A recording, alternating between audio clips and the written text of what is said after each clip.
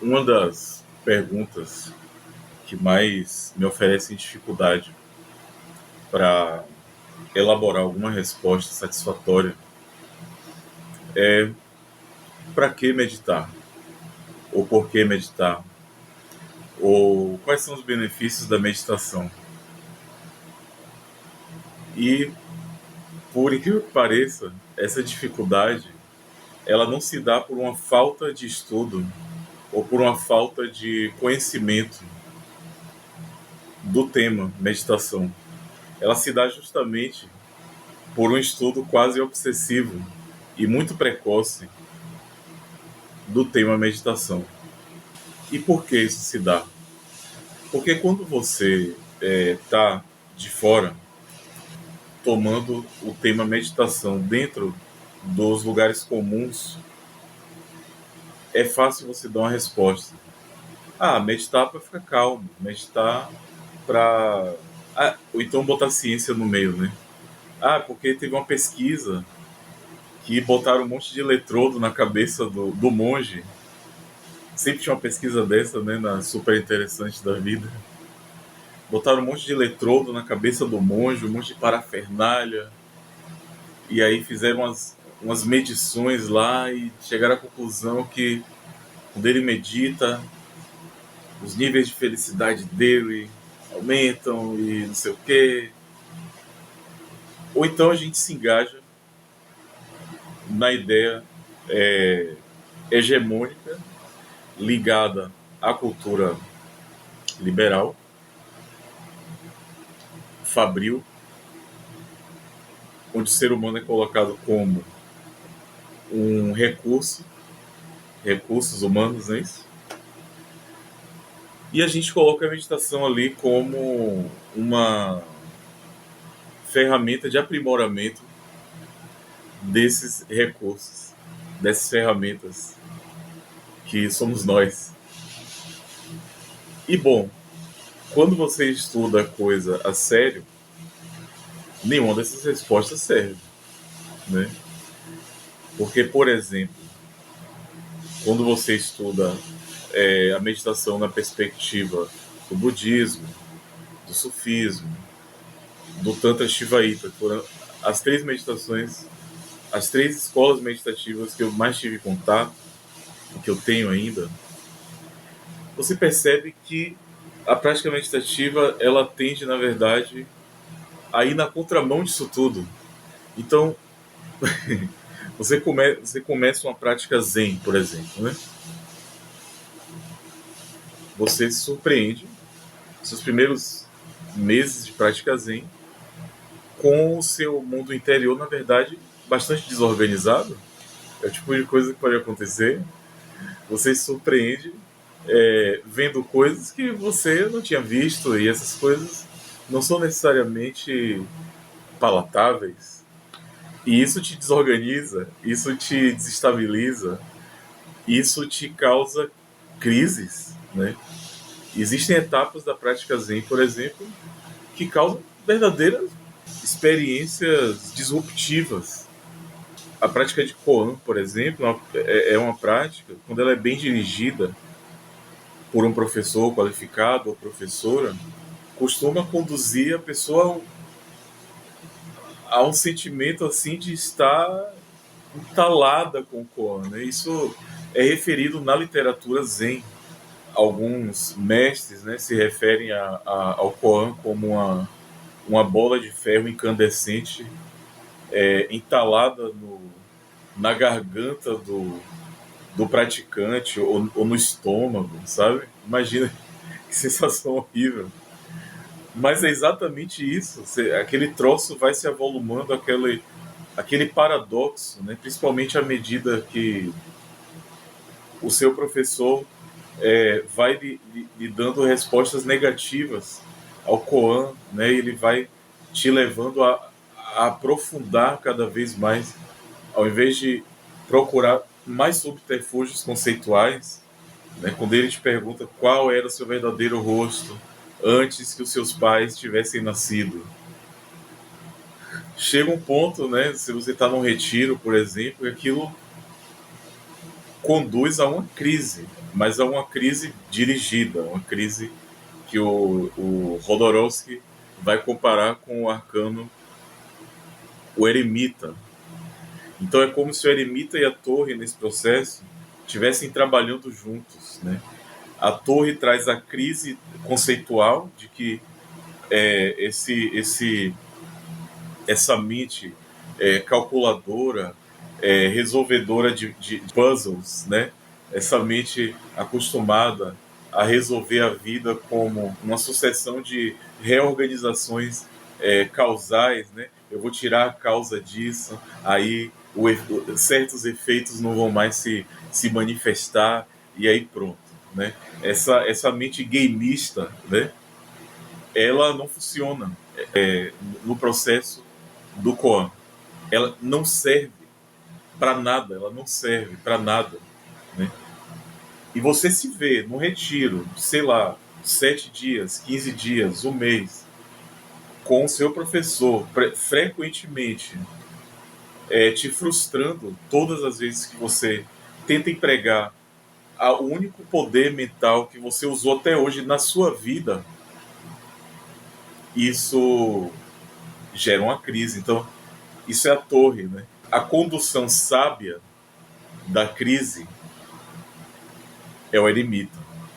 O eremita é o arcano 9 e a primeira personagem dos arcanos maiores que se volta totalmente para a esquerda. Ele está no limiar, né?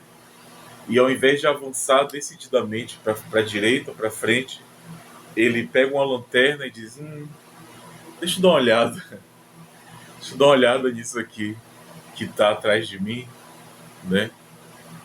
O Jodorowsky vai chamar isso nesse livro. Ah, não está aqui, não. No livro O Caminho do Tarot. Sei que estava aqui. Como uma crise criativa, né? E aí não é em vão que depois do eremita vem a roda da fortuna. E a roda faz uma reviravolta. E aí sua primeira experiência de responder corretamente, tudo tem que ser colocado em aspas, né?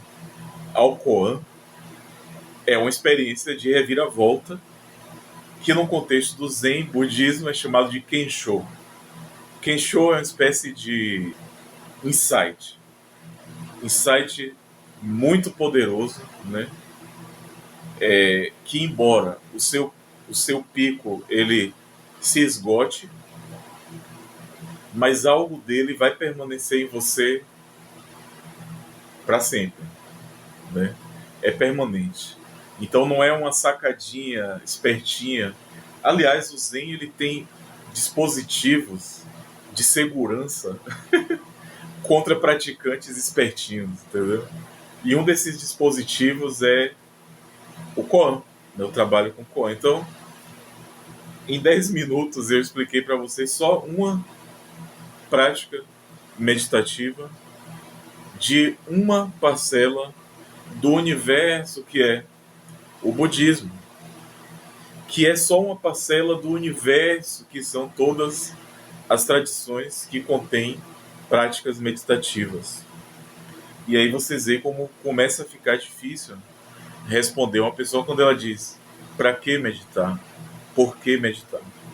Então, à medida que eu me, me desafiava a encontrar respostas para essa pergunta, eu percebi que existiam dois grandes grupos, né, de pessoas que se posicionavam de duas maneiras sobre essa questão. De um lado, nós temos as pessoas que vão dizer não serve para nada, é só para iluminação, é para quem quer virar Buda, é para quem quer se dissolver no Supremo, é para quem quer conversar com Deus, é para quem quer transcender todos os véus da ilusão, e é só para isso. nem vem com qualquer outra motivação que você está errado, né? Do outro lado, nós temos as pessoas que, como eu falei no começo do vídeo, vão se alinhar com ideias mais pragmáticas, né? Muito ligadas principalmente à produtividade, ao autoaprimoramento, a essa ideia bizonha de que pessoas são passíveis de receberem upgrades, né? De que pessoas são objetos. Então a meditação é mais uma ferramenta para você encontrar a sua melhor versão, né? Eu tenho profundo desprezo e repulsa por essas duas visões. E então eu fui desafiado a encontrar uma outra coisa, né? E é claro que eu não cheguei a alguma conclusão sozinho, né? Ao longo do tempo eu conversei com professores, eu tenho professores, né? Eu tive professores no sufismo, eu tenho professores no contexto budista, de diversas tradições que mantêm contato comigo constante. Alguns deles eu tenho a sorte de ser meus amigos. E eu tive um grande professor no contexto do shivaísmo não dual, também conhecido como shivaísmo da Caxemira, uma corrente tântrica que floresce ao longo do século IX na Índia, no extremo noroeste da Índia, e que vai ser a grande debatedora de uma outra tradição que está surgindo ali, que é o budismo, que já precedia o shivaísmo, né? Mas ali começa a surgir as sementes do que viria a ser conhecido posteriormente como Mahayana, ou seja, está acontecendo ali, naquele momento histórico, um avanço na história do budismo, do que a gente conhece como budismo clássico, que é pejorativamente chamado de budismo Hinayana, né, pequeno veículo.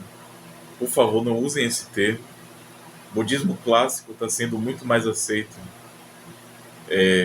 pelos estudiosos hoje em dia e pela comunidade budista.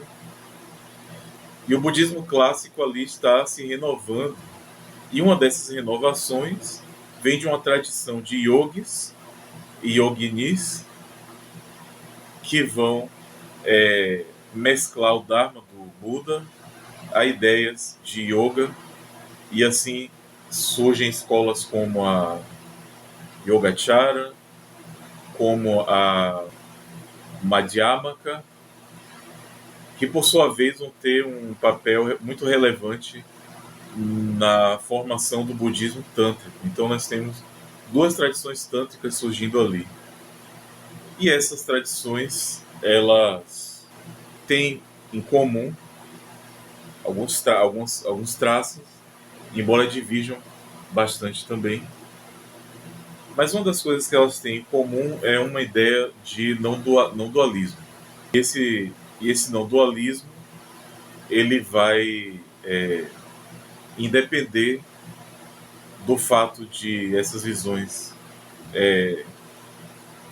postularem a existência de um si mesmo eterno, imutável, o Atman, o que a gente vai chamar em bom português brasileiro de alma, ou a vacuidade desse mesmo Atman, né? Seja uma tradição do Atman ou uma tradição do não Atman, do Anatman, vai haver, né, nessas correntes, né, uma forte presença da dissolução da mente e do corpo, do dentro e do fora, do visível e do invisível, da prática e do estudo,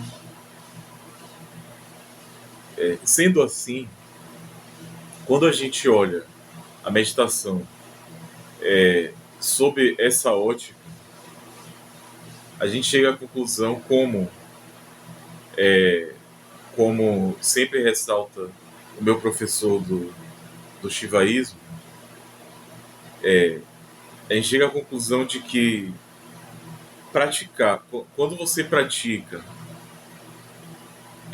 muito focado em um benefício específico, você não só não consegue o benefício específico, como você perde o benefício do todo também.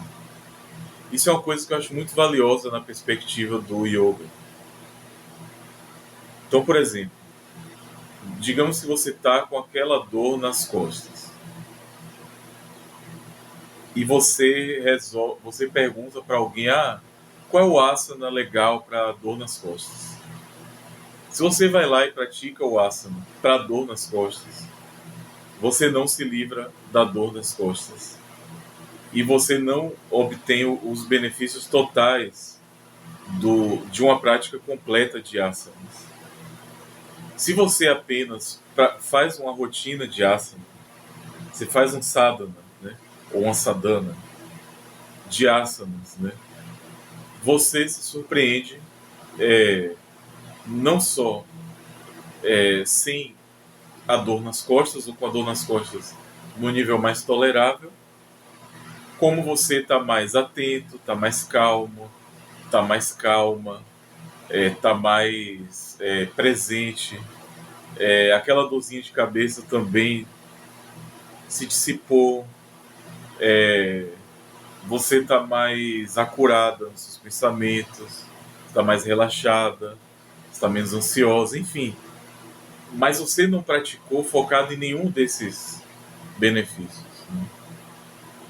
A gente tem vivido atualmente um recrudescimento muito grande de determinadas metáforas e chaves de interpretação diante da vida. E como nos ensinam os semanticistas cognitivos, né, como George Lakoff, que tem um livro incrível chamado Metaphors We Live By, que saiu em português como Metáforas do Cotidiano. Metáforas são muito mais do que meros adornos discursivos. Metáforas fazem parte da nossa própria cognição e, por sua vez, da nossa própria ação no mundo. Metáforas e analogias. Ou seja, nós não estamos o tempo inteiro calculando a vida. A gente não casa depois de um cálculo exaustivo matemático. A gente não contrata um prêmio Nobel em matemática para decidir qual marca de café a gente vai comprar. A gente compra porque a gente já comprou essa marca e o café estava bom. O café pode estar ruim, mas o anterior estava bom. Então a gente compra baseado em analogia. Então, a grande parte das nossas tomadas de decisão são baseadas em analogias. E o que são analogias? Analogias são deslocamentos, sobreposições de um momento ausente em um momento presente. Lembrando que metáfora, esse foros, vem de deslocamento. Então, quando você sobrepõe qualquer realidade ausente, né, no presente e toma uma decisão baseada naquilo, você está agindo por analogia. E é por isso que esse pessoal que entra para a história como grandes avatares, né, da humanidade, como o Buda, como o Muhammad, como São João da Cruz, como o Ibn Arabi, como Jesus, e até alguns outros que nem têm uma, um discurso assumidamente espiritual. Esse pessoal basicamente vai mexer com as metáforas com as quais nós operamos. Eles vão causar crises. Eles vão causar essas crises em que o eremita age junto com a torre, sabe? Então, quando o Marx escreve o Capital, ele ali eclode uma torre, um arcano 16.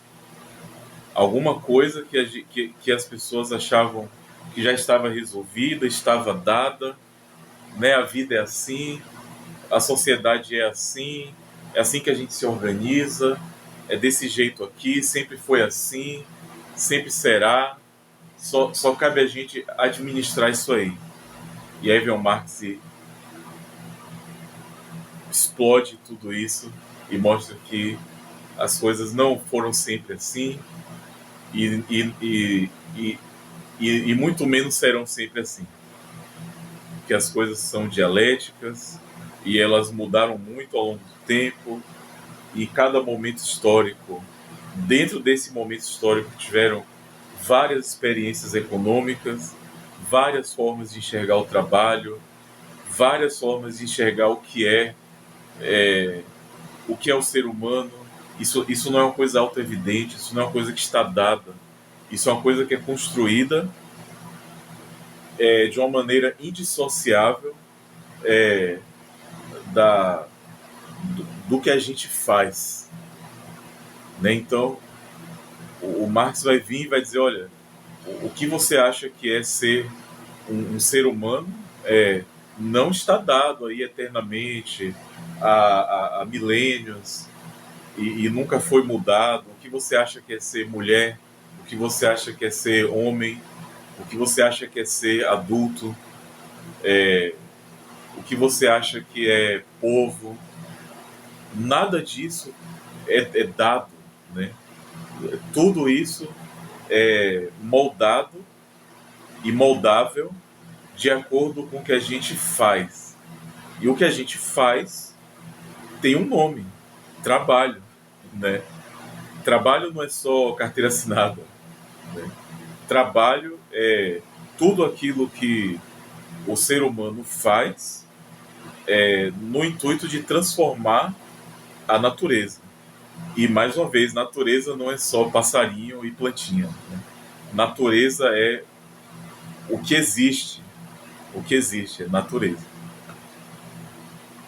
Nesse sentido filosófico, né? Claro. Bom, então, todo esse pessoal, né? Do Marx ao Jesus, ao Buda, né? Embora eles contenham discrepâncias, né? Eles vão ter uma coisa em comum. Eles vão postular que as coisas não são exatamente o que parecem, que as coisas não estão dadas, não só as coisas externas, mas o nosso mundo interno também não é uma coisa dada e é algo, muito pelo contrário, é algo maleável. E parte da maleabilidade desse mundo interno, que está indissociável do nosso agir no mundo, é governado pelas metáforas e analogias e as nossas chaves de interpretação da realidade. E é aí que o Jesus, por exemplo, vem sugerindo, isso custou a vida dele, tá? Sugerindo, dizendo, não, pessoal, e se a gente, ao invés de olhar a vida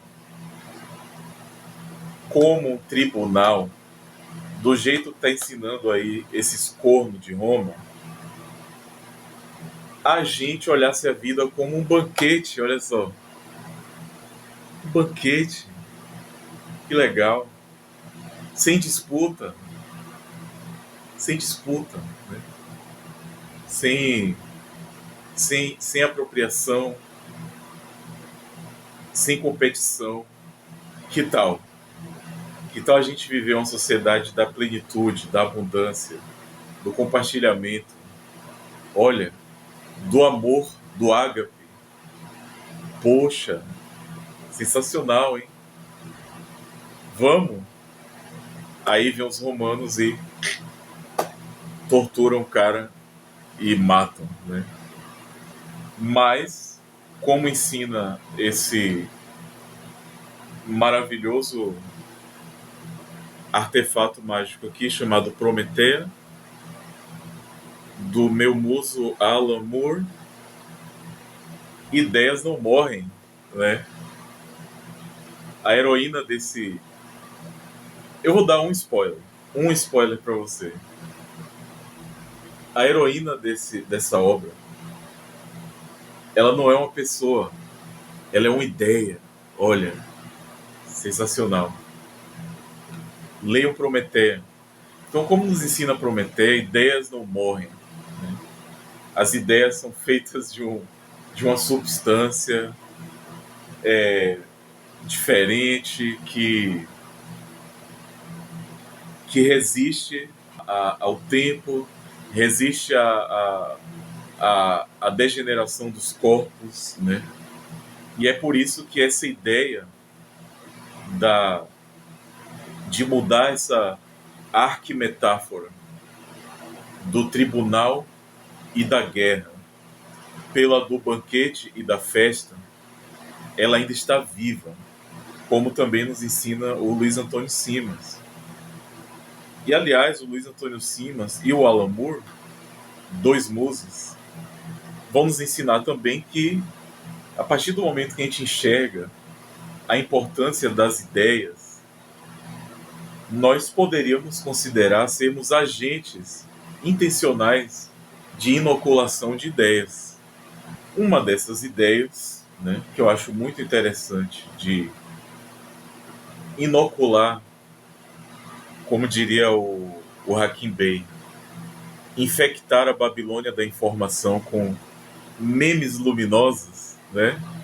Eu adoro o Hakim Bey também. O Peter Lamborn Wilson, né? Que assim como William Burroughs dizia que as palavras são vírus, né? O William Burroughs é o cara que escreveu lá o Almoço Nu e tudo mais.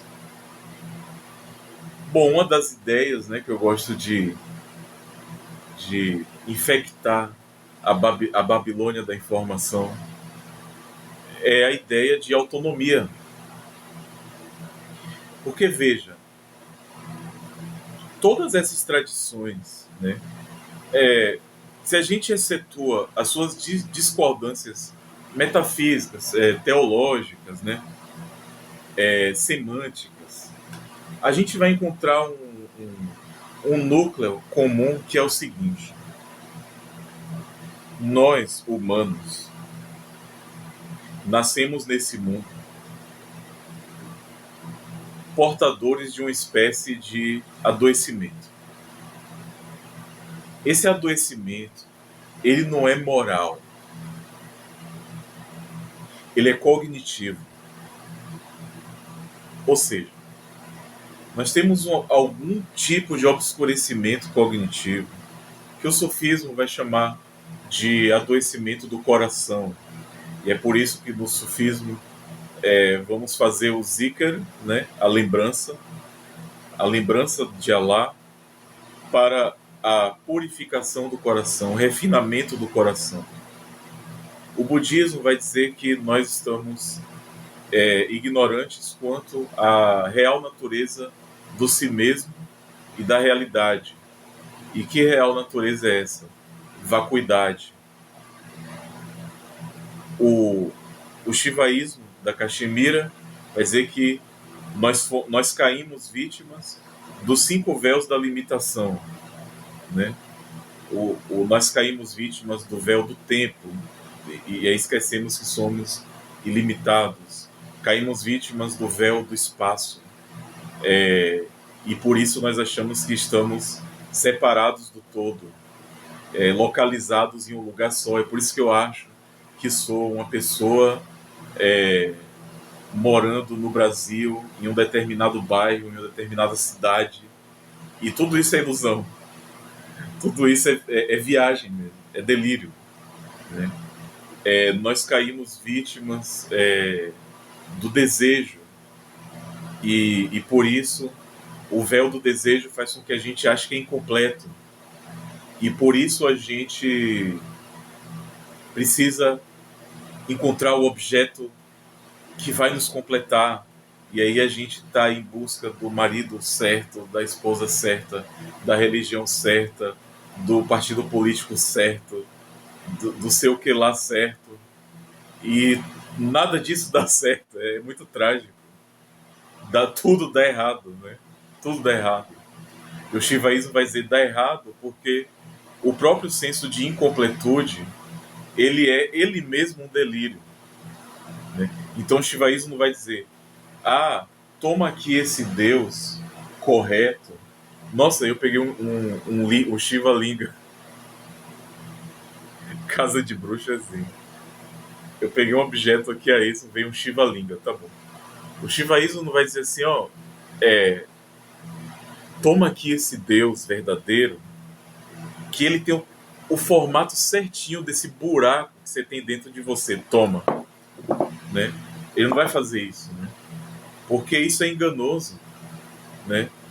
Isso funciona, isso é um tipo de compensação que funciona por, sei lá, alguns meses, talvez, até a pessoa tá com um buracão lá aberto de novo. E aí ela vai recrudescer na religião, ela vai se tornar mais radical, mais fanática. A origem do fanatismo, minha gente, é essa. É por isso que tem gente rezando para pneu e se pendurando em caminhão em movimento. É o desespero de ter percebido que aquele Deus que foi dado para ela não tapou o buraco, não calou o senso de incompletude. Então o que é que o shivaísmo vai fazer? Ele vai dizer, olha,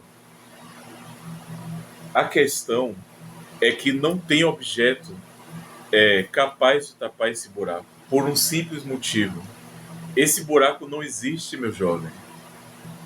Não tem buraco. Você que tá nessa lombra aí, dessa porra desse buraco, que você inventou, e você tá renascendo num ciclo indefinido, autofrustrativo de sofrimento chamado Roda dos Renascimentos, Sansara, por acreditar nesse buraco que você mesmo criou, entendeu?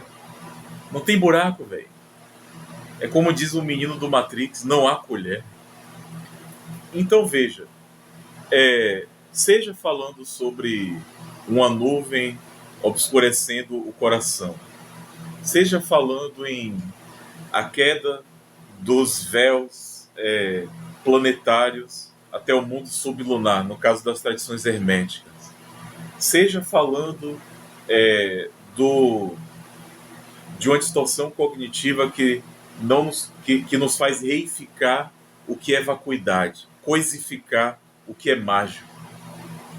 Seja nos falando que nós estamos vítimas dos 5 poderes de Maya, que faz com que a gente ache que realmente existe essa coisa chamada tempo, espaço, que isso não é uma alucinação coletiva, Herol, que a gente realmente é uma pessoa separada de todo o resto e que a gente mais tem um buraco dentro da gente que precisa ser tapado e tudo mais.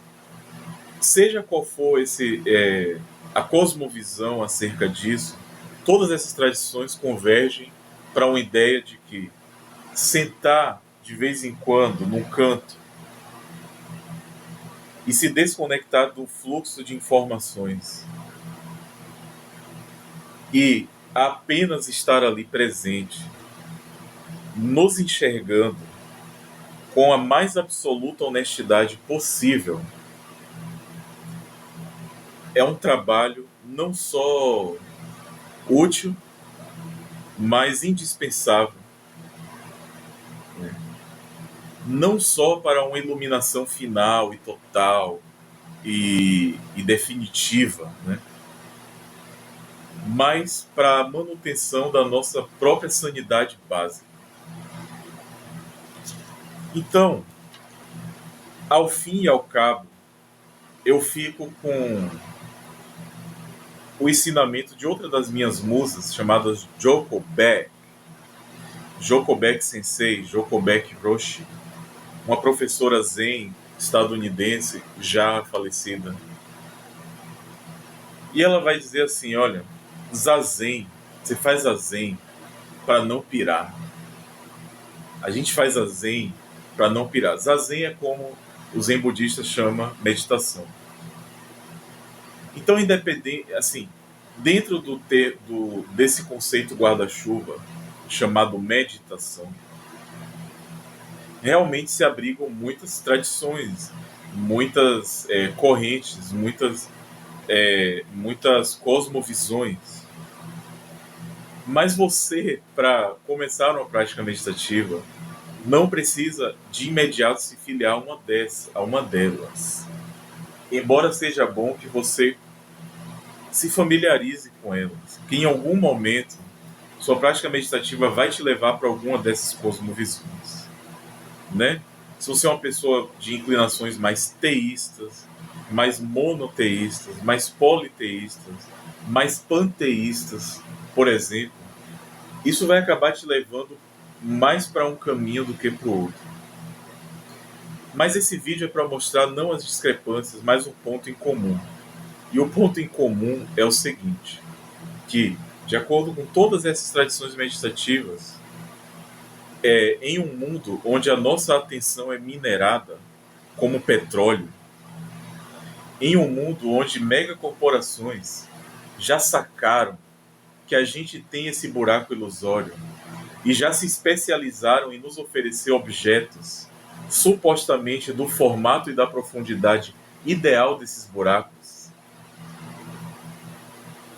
é muito importante que a gente gere algum nível de autonomia psíquica, energética, né? Filósofos neoconfucianos como Yu Hui, chinês, que eu indico muito a leitura,